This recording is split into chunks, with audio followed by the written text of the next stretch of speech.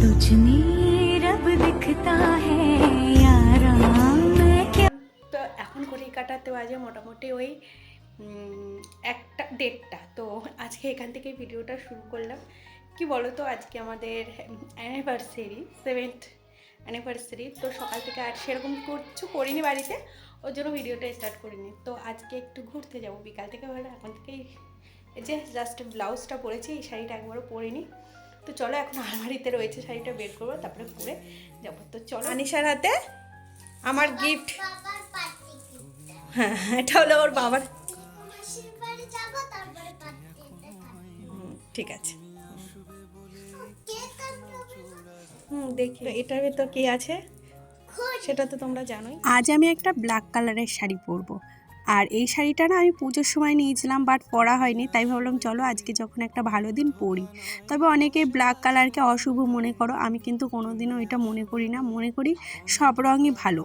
কি বলো তো, তোমার আশেপাশের লোকগুলো যদি ভালো হয় না, তাহলে তোমার কালারে কিছু সবসময় খাওয়ার আগে আগে আগে আসে চুচু। এই যে সর, মুখটা ভালো লাগছে না, সর। ইস, হ্যাঁ। তো দেখো রেডি হয়ে গেছি, এখন বেরিয়ে স্ট্যাচু রেডি। দেখো ইনি কিন্তু যাচ্ছেন না, ইনি আমাদের দেখে দেখে একটু সাজতে ইচ্ছা করেছে, তাই রেডি হয়ে এসছে।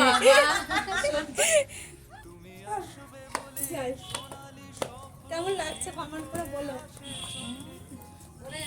বিয়ের প্রথম 4 বছর আমি বাড়িতেই ওই ছোটোখাটো করে অনুষ্ঠান করতাম, বাট এখন আর ইচ্ছা করে না। বাড়িতে যদি কিছু করি না, সেই চাপটা আমারই পড়ে।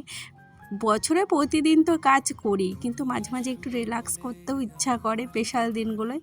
কি বলো তো, একটু ঘুরতে যাব, খাবো, আমার মনে হয় এটাই সব থেকে বেটার। ওই বাড়ি থেকে যদি কিছু করি না, ওই রান্না করার পর সেগুলো আবার ধোয়া মোছা পরিষ্কার করা, ঘর গোছানো, এতে আমার মনে হয় বেশি কষ্ট হয়। তার জন্য আজ কয় বছর ধরে না বাইরেই সেলিব্রেট। এই যে চলে এসছি একটা ধাবায়, আমাদের এখানে খুব কাছে, বাট একবারও বিয়ের পরে আসা হয়নি। সবার মুখে শুনি ধাবাটা বেশ সুন্দর, বেশ মানে ভালো জায়গাটা, তাই এবারে চলে এলাম। আমরা ভেবেছি ওই সন্ধ্যা সন্ধ্যা বাড়ি ফিরবো। আমার বর ডিউটি থেকে আজকে একটু তাড়াতাড়ি চলে এসছে, মানে ও জামাও চেঞ্জ করেনি, মানে বাড়ি পর্যন্তও যায়নি। তো ও যেই ড্রেস পরে ডিউটি গেছিলো সেই ড্রেসটা পরেই চলে এসছে। আমরা বলছিলাম আমরা সবাই এত সাজুগুজু করে এসেছি, তোমাকে কিন্তু আমাদের সাথে মানাচ্ছে না। যাই হোক, ও আবার বলছিল একটা ব্যাগে করে জামা নিয়ে আসতে পারতে, আমারও ভুল হয়েছে। আর এইখানে সবাই মেনু কার্ড দেখছিল, কে কে খাবে সেটাই ডিসাইড করা হচ্ছিল আর কি। আর কি বলো তো, আমি এইসব মেনু কার্ড কি খাবো না খাবো এইসবের ঝামেলায় আমি ছিলাম না। আমি কোথায় ছবি তুলবো, কোথায় ভিডিও করব, এই সব মাথায় ঘুরছিল। যাই হোক, তারপরে এখানে আমরা একটু ভিডিও শ্যুট করছিলাম। আর আমার হাজব্যান্ড সত্যি বলছি ভীষণ ভালো। আমি ভীষণ লাকি যে এরকম একটা হাজব্যান্ডকে পেয়েছি। আমার সব ইচ্ছাকে নিজের ইচ্ছা মনে করে সব স্বপ্নগুলোকে আমার সত্যি করে। হ্যাঁ, আমার খুব বড় বড় স্বপ্ন নেই, বেশি বড় দেখাও উচিত নয়, কেননা আমি যেরকম ঘরে আমি সেরকমই স্বপ্ন দেখি। ছোট ছোট স্বপ্নগুলোই আমার পূর্ণ করে ও। যাই হোক, এখানে ও আমাকে একটু খাইয়ে দিচ্ছিল, আমি ওকে একটু খাইয়ে দিচ্ছিলাম, যদিও ও আমাকে মাঝে মধ্যেই খাইয়ে দেয়। আমরা বেশ ভালো টাইম কাটাচ্ছিলাম। আর আমার মেয়ে তো আমাদের সাথে ছিল, যদিও ওর সামনে বলছিল বাবা আমাকে খাইয়ে দিচ্ছ না, বললাম ওকে একটু খাইয়ে দাও। ও তো আর বোঝে না, ও জানে আজকে ওর বাবার বার্থডে। ও বলছিল মা কেকটাই তো আনা হলো না। আমাদের এটাই ভুল হয়েছে যে কেক কানা হয়নি। আর এখানে খাবারগুলো বেশ ভালো ছিল, আর পাশে না বেশ সুন্দর হালকা করে গান চলছিল, দারুণ লাগছিল সত্যি বলছি। বাড়িতে থাকলে বোধহয় এতটা এনজয় করতে পারতাম না। যাই হোক, এইখানে আমরা দিয়েছিলাম বাটার চিকেন আর বাটার নান। তো খাবারটাও ভীষণ টেস্টি ছিল। এর আগে দিয়েছিলাম পকোড়া। তো এই বাটার নানটা খেয়েই আমাদের পেট ভরে গিয়েছিল, মানে অনেকগুলো নিয়েছিল। আর যে পরে কিছু খাবো সেরকম খাবার জায়গা ছিল না। আমার মেয়ে তো চিকেন ভীষণ ভালো খায়, আর চিকেনটা একটুও ঝাল ছিল না।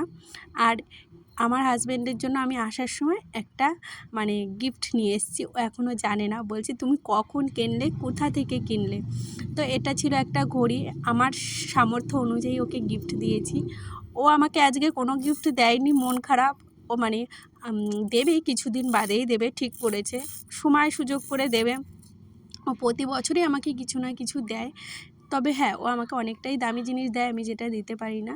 তবে কিছুদিন বাদে ও আমাকে বলেছে দেবে, তার জন্য আমার মন খারাপ নয়। একদমই গিফটটা আমি পাই না পাই আমার তাতে কোনো যায় আসে না। একটা ভালো মানুষ পেয়েছি। আমার মনে হয় সবথেকে দরকার একজন ভালো মানুষ, যে তোমাকে বুঝবে। তোমার কিছু চাওয়ার আগেই মানে কিছু বলার আগেই বুঝতে পারবে তুমি কি চাইছো বা তোমার মনের ইচ্ছাটা কী। আর দুজনের মধ্যে আন্ডারস্ট্যান্ডিং, যেটা আজকাল হাজব্যান্ড ওয়াইফের মধ্যে বেশিরভাগটাই থাকে না। যাই হোক, লাস্টে একটু কফি আর চা অর্ডার দিয়েছিলাম। কেউ কফি খেয়েছিল, কেউ চা খেয়েছিল। তবে কফিটাই বেশি টেস্ট আর কি ছিল। যাই হোক, একটু তুতলে যাচ্ছি। আর এইখানে মানে সন্ধ্যা হচ্ছিল, ভিউটা আরও ভালো হচ্ছিল, লাইটগুলো জ্বালিয়েছিল, বা দারুণ লাগছিল। আর এইখানে চাটাও বেশ ভালো ছিল। মোটামুটি কমপ্লিট সব কাজ। এখন ঘড়ির কাছে কত বাজে? 5:30, একটু একটু অন্ধকার হয়ে গেছে। তো এখন আমরা বাড়ি যাব সবাই। তো আজকের সন্ধ্যাটা ভীষণ ভালো কাটালাম। তো চলো বাড়ি যাওয়া যাক এবারে। যাই হোক, এখানে এই যে খাওয়া দাওয়া কমপ্লিট করে এখন বাড়ি ফেরার পাড়া। আর দেখছো যে ওই মানে সন্ধ্যা যত হচ্ছিল জায়গাটা আরও বেশি ভালো লাগছিল, কেননা লাইট জ্বলছিল, দারুণ লাগছিল। কিন্তু এখানে রাতে থাকবো না, একটা কারণ আছে, যে কারণটা তোমাদের সাথে শেয়ার করতে পারলাম না। যাই হোক, এই যে এখন আমরা কজনা হেঁটে যাব আর কজনা মানে গাড়িতে যাব।